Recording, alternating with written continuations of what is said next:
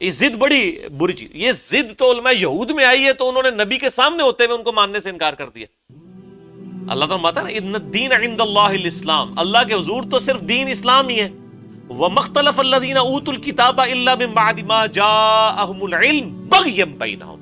اہل کتاب کے علماء نے یہ واضح علم آ جانے کے بعد جو نبی کا انکار کیا، بغیم بینہم، ضد کی وجہ سے کیا کہ ہم اس کے نیچے کیوں لگے، یہ ہمارے نیچے کیوں نہ لگے. اس لیے میں کہتا ہوں مولوی اتنی پیڑی شے اللہ دے بندے ہو کہ وقت پیغمبر دی گل کوئی نہیں جی سندا، تہاڈی میری کنے سننے. یعنی علماء یہود پروفٹ کے مقابلے میں کھڑے ہوئے تھے اور انہوں نے اپنی پبلک کی مت مار دی. 10 یہودی بھی ایسے نہیں تھے جو آپ پہ ایمان لائے ہوں آپ کی مبارک زندگی کے اندر.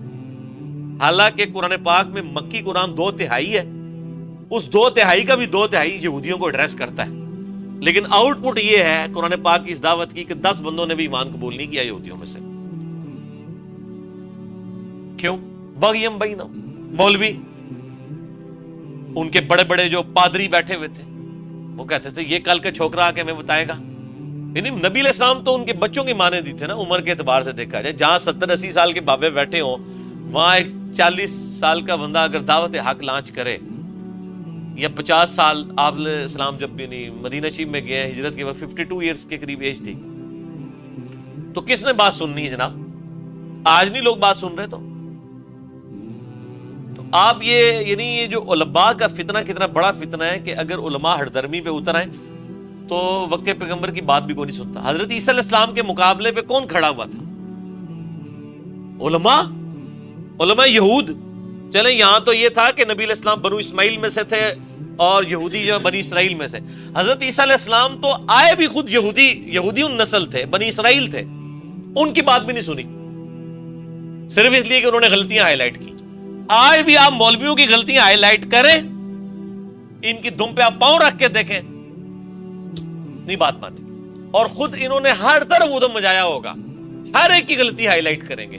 اسی اور رسول اور مبادی کے اوپر جب آپ ان کی غلطی ہائی لائٹ کریں وہ بات ماننے کے لیے تیار ہی نہیں ہوگی. یعنی یہ اتنی بڑی ایک ضد اور ہردرمی والا معاملہ ہو جاتا ہے.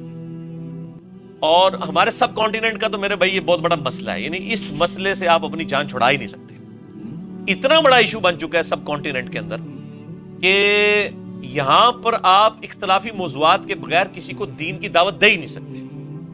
لوگ کہتے ہیں میٹھی میٹھی بات کریں، میٹھی میٹھی بات کر کے کیا کریں؟ بیڑا غرق کریں اگلے بندے کا.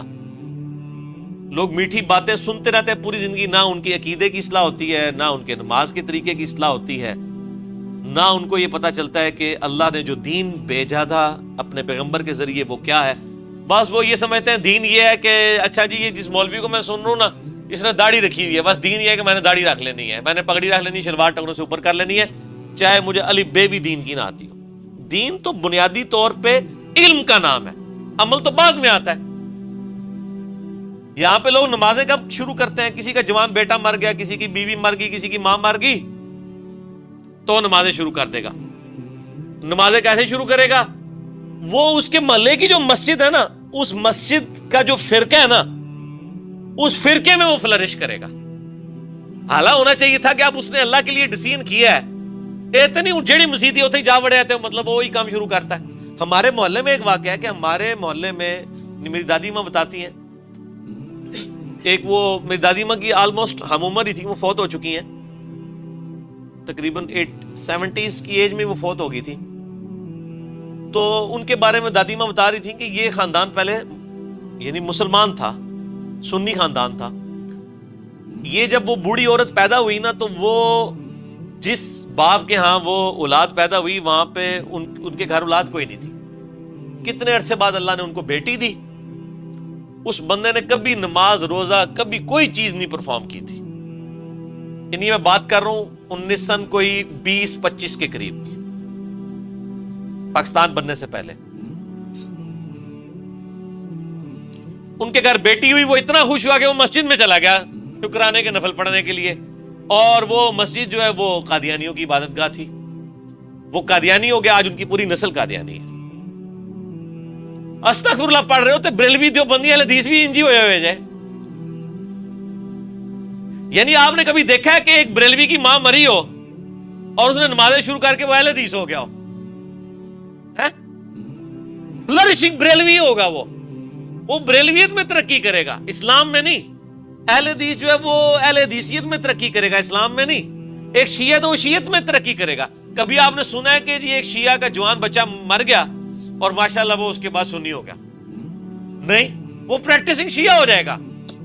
اوکے گا ایت کی مرم والے لوگ تھے 2 دن میں 10 دیکھا دیا گا۔ تو یہاں پہ جب کوئی بندے کو ٹھوکر لگتی ہے نا، وہ علم نہیں حاصل کرتا بلکہ اپنے فرقے میں فلرش کرتا ہے۔ اور ٹنی والا ہی کام ہوا نا، پڑھ پڑھا کے سنی، ٹنی پڑھ پڑھا کے نہیں، بس وہ ویخ مکھا کے سنی، اندھے بن کے سنی۔